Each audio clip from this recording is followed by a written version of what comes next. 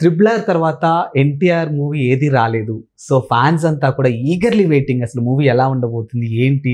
అంటే ట్రైలర్‌లో చూసాం, సాంగ్‌లో చూసాము. ఆ లుక్ కూడా కొంచెం డిఫరెంట్‌గా ఉంది. The way of body language కానీ, డైలాగ్ డెలివరీ కానీ everything is two different. So మరి యాజ్ ఎ సినీ క్రిటిక్‌గా మీరు చెప్పండి. అవన్నీ బేస్ చేసుకొని మరి కొద్ది గంటల్లో రిలీజ్ అవబోతున్నటువంటి ఈ మూవీ ఎలా ఉండబోతుంది అసలు? దేవర. యెస్. సో నిజంగా మీరు అంటున్నట్టు జూనియర్ ఎన్టీఆర్ ఫ్యాన్స్‌తో పాటు తెలుగు సినీ ప్రియులందరూ కూడా చాలా ఈగర్‌గా వెయిట్ చేస్తున్నటువంటి సినిమా. పైగా ఈ సంవత్సరం వస్తున్నటువంటి మూడో పెద్ద సినిమా, భారీ బడ్జెట్ సినిమా. అలాగే క్రేజ్ పరంగా చూసుకున్నా కూడా మూడో సినిమా చెప్పాలి. గుంటూరు కారం, కల్కి తర్వాత వస్తున్నటువంటి క్రేజీ ఫిలిం ఈ సంవత్సరం 2024లో. సో అందు గురించి పైగా ఏంటంటే ఆల్మోస్ట్ 6 ఇయర్స్ తర్వాత జూనియర్ ఎన్టీఆర్ సోలో హీరోగా వస్తున్నటువంటి సినిమా. అరవింద సమేత వీరరాఘవ 2018లో వచ్చింది. ఆ తర్వాత 3 సంవత్సరాల గ్యాప్తో ఆయన మళ్ళీ రామ్ చరణ్తో కలిసి 'ట్రిపుల్ ఆర్' సినిమా వచ్చింది. మళ్ళీ దాని తర్వాత 3 సంవత్సరాల గ్యాప్ తోటి ఇప్పుడు ఈ సినిమా. సో మొత్తంగా చూసుకుంటే సోలో హీరోగా చూసుకుంటే 6 ఇయర్స్ గ్యాప్. సో అందు గురించి చాలా అసలు ఎలా ఉండబోతున్నాడు, ఏంటి, దేవర్ని కొరటాల శివ ఎలా ప్రజెంట్ చేశాడు, అసలు ఎలా ఆవిష్కరించబోతున్నాడు జూనియర్ ఎన్టీఆర్ని. ఎందుకంటే గతంలో వాళ్ళిద్దరు కాంబినేషన్ వచ్చినటువంటి జనతా గ్యారేజ్ సినిమా అప్పటి వరకు జూనియర్ ఎన్టీఆర్ సినిమాలోనే బిగ్గెస్ట్ గ్రాసర్గా నిలిచింది. సో హైయెస్ట్ కలెక్షన్స్ వసూలు చేసిన సినిమాగా అది ఒక రికార్డ్ క్రియేట్ చేసింది ఆయన కెరీర్ వరకు చూసుకుంటే. సో అందువల్ల దీని మీద క్రేజ్ విపరీతంగా ఉంది. ఇప్పుడు ప్రీ సేల్స్ చూసుకుంటే ఏకంగా ఆల్రెడీ 80 crores దాటిపోయింది. సో మోర్ దాన్ 11 lakhs దాకా టికెట్స్ సేల్స్ అయ్యాయి ఇప్పటి వరకు. ఇంకా కొన్ని గంటలు ఇంకా టైం ఉంది. సో ఇంకా ఎంత వస్తుంది, ఏంటి, 100 కోట్లు దాటిపోతుందా గ్రాసు? సో ఇదంతా కూడా నార్త్ అమెరికాలో చూసుకుంటే ఆల్రెడీ $2.5 million క్రాస్ చేసిందని చెప్పి అఫీషియల్ పోస్టర్ కూడా వేసేసారు. అంటే ఇంకా ప్రీమియర్స్ కూడా స్టార్ట్ కాకముందే ప్రీ సేల్స్ ద్వారా ఇంత రావటం అనేది ఈ సంవత్సరంలోనే హైయెస్ట్ ఇది. 2024లోనే. సో అలాంటి ఒక క్రేజీ మూవీగా మనకు వస్తున్నటువంటి ఈ సినిమా ఎలా ఉంది, ఏంటి అనేది మనకు ఇన్సైడ్ సోర్సెస్ ఏవైతే ఉంటాయో కొన్ని విషయాలైతే మనకి చెప్పడం జరిగింది. సో ఖచ్చితంగా తండ్రి కొడుకులుగా జూనియర్ ఎన్టీఆర్ని 2 భిన్నమైనటువంటి షేడ్స్లో ప్రజెంట్ చేస్తున్నాడు అని చెప్పేసి మనకు అందుతున్నటువంటి సమాచారం. మనం ట్రైలర్లో చూస్తే కొంతవరకు మనకి అర్థమైనట్టుగా ఉంది. కానీ ఏదైతే కొడుకు క్యారెక్టర్ ఏదైతే చూపించారో దాంట్లో ఒక పిరికివాడిగా చూపించారు. సో రూపం అయితే వచ్చింది కానీ రక్తం రాలేదని చెప్పేసి హీరోయిన్ జాన్వీ కపూర్ చేత కూడా ఒక డైలాగ్ చెప్పించారు. కానీ ఇక్కడే ట్విస్ట్ ఉందని చెప్పేసి మనకు అందుతున్నటువంటి సమాచారం. జూనియర్ ఎన్టీఆర్ అంటే చిన్న వరద క్యారెక్టర్. సో పెద్ద ఆయన దేవరైతే ఆయన కొడుకు వరద. సో తల్లి క్యారెక్టర్ ఏమో తాళ్ళూరు రామేశ్వర గారు చేశారు. అంటే మనం చూస్తే గతంలో హీరోయిన్గా చేశారు, గుర్తుండే ఉంటుంది చాలామందికి. నిజం సినిమాలో మహేష్ బాబు తల్లిగా చేశారు ఆమె. సో ఆ క్యారెక్టర్ ఆమె ఈ సినిమాలో దేవరకి తల్లిగా చేశారు. అలాగే దేవర భార్యగా ఒక మరాఠీ నటి, మనకి ఎవరికి తెలియని నటి, కొత్త ఫేస్, శృతి మరాఠీ ఆమె పేరు కూడా. సో ఆమెని దేవర వైఫ్గా మనకు చూపించబోతున్నారు. సో అది కూడా అంటే ఎవరు ఇమేజ్ ఉన్న యాక్టర్స్ కనుక చేస్తే కనుక దాని మీద ఇంపాక్ట్ వేరేగా పడుతుందనే ఉద్దేశంతో ఆమెను ఆ పాత్రకి తీసుకున్నారు. సో అది మనకి ఆమె కూడా ఒక సర్ప్రైజింగ్ ఎలిమెంట్ ఈ సినిమాలో అని చెప్పేసి మనకు అందుతున్నటువంటి సమాచారం. సో ఏదైతే మనకి పిరికివాడు అంటే ఇతను సముద్రంలోకి వెళ్ళిపోయి ఆ తర్వాత ఏమైపోయాడు దేవరా అనేది చాలామందికి తెలియదు. సో అతను మళ్ళీ వస్తాడా, చనిపోయాడా, ఇదంతా కూడా ఒక కీలకమైనటువంటి ట్విస్ట్కి సంబంధించి ట్విస్ట్ ఉంది అందులో. సో పిరికివాడుగా కనిపించే కొడుకు నిజంగా పిరికివాడా లేకపోతే అలా నటిస్తున్నాడా? సో ఇది కూడా ఒక అంశం ఈ మూవీలో. సో దేవరలాగా తర్వాత ఎవరైతే వస్తారో అతను నిజానికి దేవర కాదని అక్కడ ఒక ట్విస్ట్ ఉందని చెప్పి కూడా మనకి తెలుస్తూ ఉంది. సో దీంతో ఇతను అంటే వరద క్యారెక్టర్ సంబంధించినటువంటి ట్విస్ట్ ఏదైతే ఉందో అది సినిమాలో చాలా కీలకమైనటువంటి సందర్భంలో ఆ ట్విస్ట్ వస్తుందనేది మనకి అందుతున్నటువంటి సమాచారం. సో అది ఈ సినిమా మొత్తాన్ని కూడా ఈ ఫేట్ ఏదైతుందో సినిమా బ్లాక్ బస్టర్ అవటానికి అత్యంత కీలకంగా మారుతుంది మలుపు అనేది మనకి తెలుస్తూ ఉంది.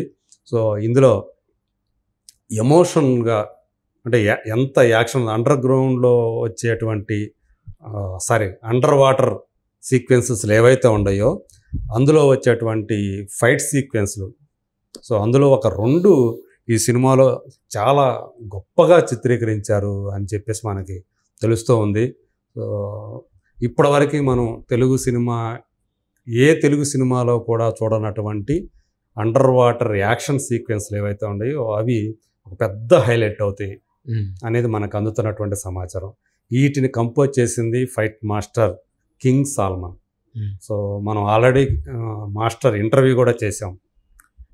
సో ఆయన ఖచ్చితంగా గూస్ బంప్స్ వస్తాయి ఆ ఫైట్స్, ఆ యాక్షన్ సీక్వెన్స్లు చూస్తుంటే అని ఆయన ఏదైతే మనకు చెప్పారో అది రేపు మనం తెర మీద చూడబోతూ ఉన్నాము. సో అండర్ వాటర్లో అంటే హాలీవుడ్లో టెక్నికల్గా ఎక్కువగా CG వర్క్ ఉపయోగించి అవన్నీ కూడా చేస్తారు, కానీ ఇక్కడ లైవ్లో చాలా వరకు చేశారు అండర్ వాటర్ సీక్వెన్స్లు. దాన్ని ఎలా చేశారు ఏంటి అంటే కొంత CG వర్క్ను మేళవించుకొని సో వాళ్ళు ఏం చేశారు ఎలా చేశారు అనేది అంటే సాల్మన్ గారు చెప్పిన ప్రకారం అయితే ఇవి ఒక అంటే అమేజింగ్ అన్నట్టుగా కొరటాల శివ ఆయన బ్రెయిన్ వర్క్, సో వాటిని ఎలా ఉండాలి ఏంటి అనేది మనకి ట్రైలర్లో చూపించినటువంటి షార్క్తో పట్టుకొని దేవర పైకి రావటం ఇవన్నీ కూడా ఇది ఒక చిన్న పార్ట్ మాత్రమే, కానీ ఒక ఫైట్లో అయితే ఎమోషనల్ కనెక్షన్ కూడా ఉంటుంది. సో అది ఏంటి దేవరకు సంబంధించినటువంటి ఆ ఎమోషనల్ పాయింట్ ఏదైతే ఉందో అది కూడా ఒక కీలకంగా ఉంటుంది అనేది. Sir coming to Koratala Shiva గారి గురించి చూసుకుంటే ఇప్పుడు ఈ మూవీలో జూనియర్ ఎన్టీఆర్ గ్లోబల్ స్టార్, మరోవైపు హీరోయిన్ చూసుకుంటే for the first time Sridevi గారి కూతురు తెలుగు తెరంగేట్రం చేయబోతుంది, డెబ్యూ మూవీ అని చెప్పొచ్చు. కానీ కొరటాల శివ గారి గురించి మాట్లాడాల్సి వస్తే బిఫోర్ ఆచార్య ప్రేక్షకుల్ని అనుకున్నంత స్థాయిలో అలరించలేకపోయింది. సో మరి ఇప్పుడు ఈ మూవీకి ఇంత బజ్ క్రియేట్ అవ్వడానికి మళ్ళీ కొరటాల శివ ఎలాంటి స్టోరీ ఇవ్వబోతున్నాడు ప్రేక్షకులకి, ఈసారన్నా వాళ్ళ నాడి పట్టుకుంటాడా లేదా అన్న అంశం కూడా చూడొచ్చా? అవును, ఖచ్చితంగా. అయితే ఇక్కడ మనకు ఈ సినిమాకి ఇంత హైప్ రావటంలో అతని దేవర యొక్క లుక్స్ ఏదైతే బయటకు వచ్చిందో అప్పుడు మించి ఒక కొత్త జూనియర్ ఎన్టీఆర్ని మనకు చూపించబోతున్నాడు కొరటాల శివ అనేది అర్థమైంది అందరికీ కూడా. నిజానికి ఆచార్య అనేది కొరటాల శివ మీద కలిగించినటువంటి బ్యాడ్ ఇంపాక్ట్ మామూలుది కాదు. సో ఆయన ఎంతగా విమర్శలకి ట్రోలింగ్స్ గురయ్యారో, సో అంటే ఒక వరుసగా 4 సూపర్ హిట్ సినిమాలు చేసిన తర్వాత 5వ సినిమా ఫ్లాప్ అయితే మొత్తం అంతకుముందు తీసిన 4 సినిమాల తాలూకు అతని ఆ ప్రతిభ అదంతా కూడా ఏమైపోయింది, మొత్తం వెళ్ళిపోయింది. మెగాస్టార్ ఉన్నారు కాబట్టి. సో ఒక ఆచార్యని చెడగొట్టాడు, చెత్తగా తీశాడు అనే పేరు సంపాదించుకున్నాడు, ఒక బ్యాడ్ నేమ్ సంపాదించుకున్నాడు. ఇలాంటి టైంలో అతను దేవర తీస్తున్నాడంటే జూనియర్ ఎన్టీఆర్ ఫ్యాన్స్ చాలామంది భయపడ్డారు. సో కానీ వాడినన్నిటి కూడా అది ఆ కథ అంత బలంగా రావటం వల్లే దీన్ని 2 పార్ట్లుగా అంటే చాలా ధైర్యం ఉండాలి. ఎందుకంటే ఫస్ట్ పార్ట్ కనుక సరిగా ఆడకపోతే 2వ పార్ట్కి ఛాన్సే లేదు, ఎవరో ధైర్యం చేయరు. మనం రీసెంట్గా చూసుకున్నాం కమల్ హాసన్ సినిమా పరిస్థితి ఏమైందో. భారతీయుడు 2, 3 2 కూడా వాళ్ళు ఆల్రెడీ తీసేశారు, కానీ భారతీయుడు 2 డిజాస్టర్ అయిపోయింది. అందుకని 3వది ఎప్పుడు తీసుకురావాలి ఏంటి అనే దాని మీద కొంత పోస్ట్ ప్రొడక్షన్ వర్క్ మాత్రమే మిగిలింది. అంతా కూడా లొకేషన్ వర్క్ అంతా అయిపోయింది, సెట్ వర్క్ అంతా అయిపోయింది, షూటింగ్ అంతా పాట అంతా అయిపోయింది. సో ఈ నేపథ్యంలో ఇప్పుడు ఇది చాలా కసిగా చాలా ఎంతో అంటే ఇది దానికి చెప్పాలంటే ఒక లిట్మస్ టెస్ట్, ఏమంటారు జీవన్మరణ సమస్య కొరటాల శివకి. అందుకని చాలా బలమైనటువంటి కథతో బలమైనటువంటి పాత్రలతోటి ఈ సినిమాని అతను, అలాగే స్క్రీన్ ప్లే కూడా ఈ సినిమాకి ఒక హైలైట్గా ఉండబోతూ ఉంది. నేను చెప్పాను కదా అందులో ట్విస్టులు కూడా ఉన్నాయి అని చెప్పేసి, తండ్రి కొడుకుల క్యారెక్టర్లకు సంబంధించినటువంటి ట్విస్టులు ఉన్నాయి. కాకపోతే ఏంటంటే జాన్వీ కపూర్ 2 వరద క్యారెక్టర్ల మధ్య ఉండేటువంటి రొమాంటిక్ సీన్స్ ఏవైతే ఉన్నాయో, వాళ్ళ మధ్య రొమాన్స్ ఏదైతే ఉందో అది కూడా బాగా వచ్చింది అని చెప్పేసి చెప్పుకుంటున్నారు. కాకపోతే జాన్వీ కపూర్ క్యారెక్టర్ అంత బలంగా ఉండదు సినిమాలో. సో కొంత జోవియల్ ఆమె సరదా సరదా సన్నివేశాల కోసం ఆమె క్యారెక్టర్ కనిపిస్తూ ఉంటుంది. సో అమ్మ క్యారెక్టర్లో అలాగే వైఫ్ క్యారెక్టర్లో దేవర వైఫ్ క్యారెక్టర్లో చాలా ఎమోషనల్ కనెక్టివిటీ ఉంటుంది.